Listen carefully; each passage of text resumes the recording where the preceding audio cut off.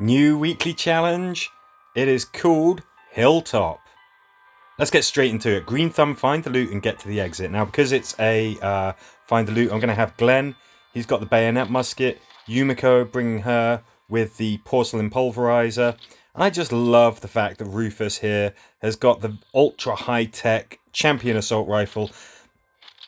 As we're having a look at these missions, I just wanted to give everyone a bizarre weapon just to make them look like goofballs. I don't know why. I just felt like doing it, so I have. Okay, so this is one of those ones where you've got things to search. Hence, I'm bringing Glenn along. I kind of remember this mission. Single screen. There is indeed a threat counter, so doing what we're doing and making shed loads of noise is a bad idea. I regret nothing. I mean, Glenn is I'm kind of deliberately making things a little bit goofy here, but Glenn is actually a decent choice. And when something like this happens, don't forget, the whole point of the mission is to search and exit. It's a single screen mission. I quite like those ones. Yeah, what to suggest? I mean, you got a tank. You've got the enemies kind of bunched together. That's good, but they're also starting off very, very close to you. So even though I gave, say, Rufus a weapon with extended range, that's not really necessary. You could get away with using closer range weapons or even melee characters. Might be a good idea. Quiet, they won't build up the threat counter. They won't draw the attention of other walkers. But it's definitely that's a really nice quick mission. Again, I don't recommend you use this team that I'm actually using. I'm just using them because I wanted to have a team full of goofballs. Let's mix it up. Carol there has got the burnout rifle. Not usually a bad idea, actually. When you're facing humans, the farther away you are, the more bonkers their AI seems to be. So having an infinite range weapon, maybe not actually that crazy.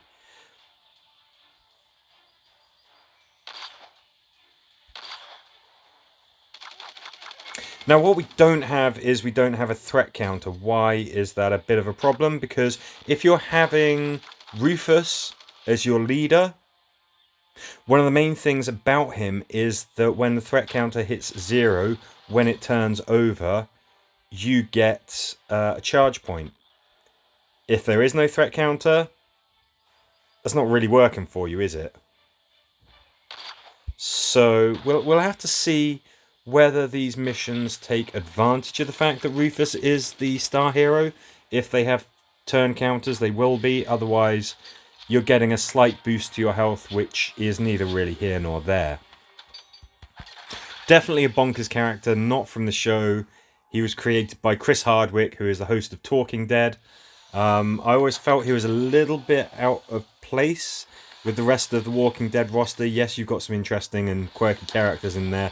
Rufus seems really kind of like bonkers, but I've kind of grown to like him. I found him useful in, say, The Last Stand, where he can really, really help you get a lot of charge points, things like that.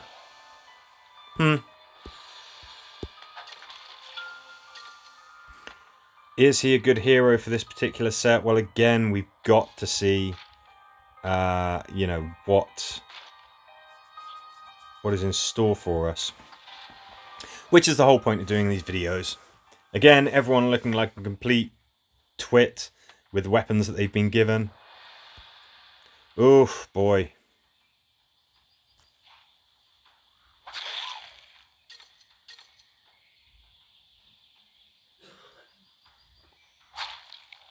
So this time, yeah, we're getting our money's worth out of Rufus's skill. Making tons of noise.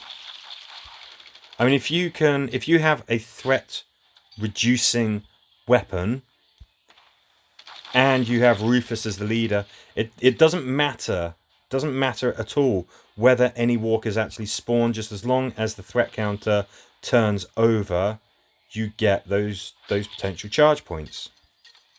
It's pretty great. Oops, didn't need to do that. Oh well. So yeah, the best of both worlds is to use silent weapons, melee characters, or threat reducing weapons like the hunter's bow. Rufus course leader gets you extra star points, so you want him there. You get the best of both worlds if you make it so that there isn't actually any threat, any additional walkers coming in when the threat counter hits 0, and you're also getting charge points. It's, you know, you can come up with some interesting strategies with Rufus as the boss.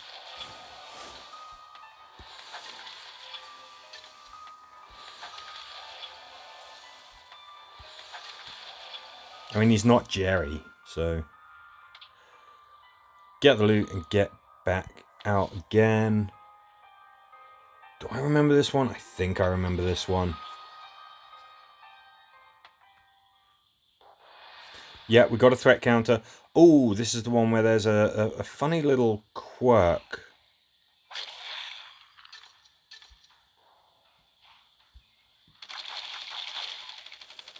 Ta-da! A lot of people don't realise you can do that. Another joy of using the Glenmeister. He's starting to prove to be the MVP here. But yes, there is a great... I used to get completely overwhelmed on this mission. But that really, really works. Close those doors. Search these before the reinforcements come in. Look at that, Squirrel's courage still kicked in. Let's give him a little something to think about, shall we? Use that deadly blast from that musket rifle.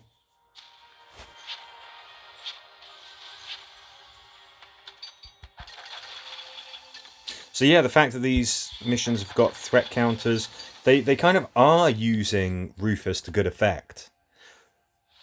It's kind of a way to make something that is potentially a really bad thing kind of work out for you.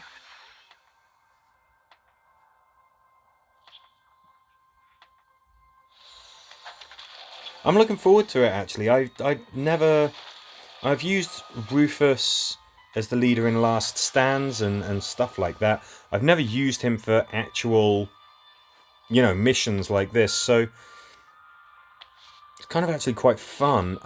Let's do this again. Maybe not the optimum weapon choice on a mission like this, but I just want everyone to have crazy looking weapons while we do this.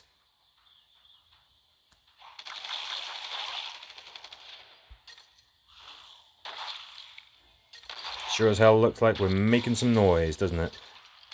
I think Rufus is probably the best one to be opening this door.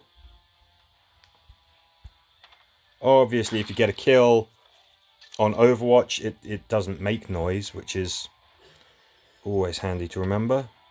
How many turns does it take to open that door? 4. So, yeah, you start opening it.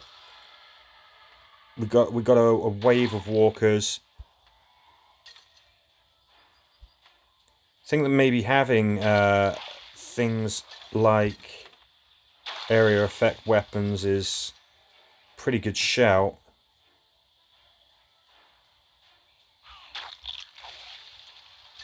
Hey Lishu. One of the cats has come to join us, as they often do.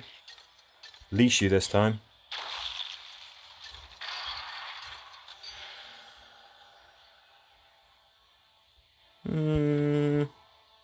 Let's get the points. So yeah, just get opening that. You could probably do things like create stun walls with bruisers.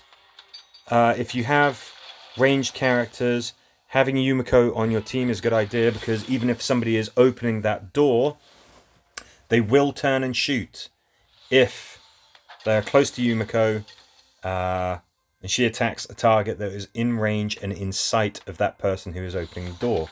so you don't completely lose that person to the activity that they are performing.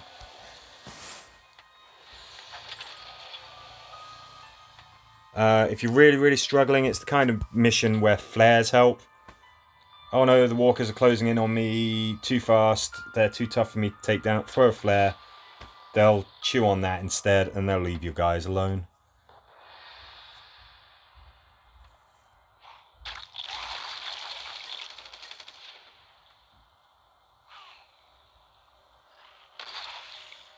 Well, that's interesting. Let's do that. Yeah, this is just a simple sort of kill all walkers. Again, you're not... It doesn't use Rufus's skill. His skill's not particularly a hindrance either. There's that slight boost to health, but that's not really going to come in. That's the layout of the mission. You've got some tanks that you've got to deal with. It's a small map, so you can use area effect weapons really clearly, but they also start close to you, so you better be able to dole out some heavy hits early on, or the things like those tanks will get to you. Even the regular walkers on a higher difficulty level, they might take a couple of turns to take down, so you've got to be ready for that. Nice set of missions, though. Interesting. Interesting having Rufus as the leader. I certainly hope that you and your guild do very, very well with this weekly challenge. If you do have any dramas with any particular missions, let me know. I'll help you, or somebody else will. And as ever, thank you very much for watching.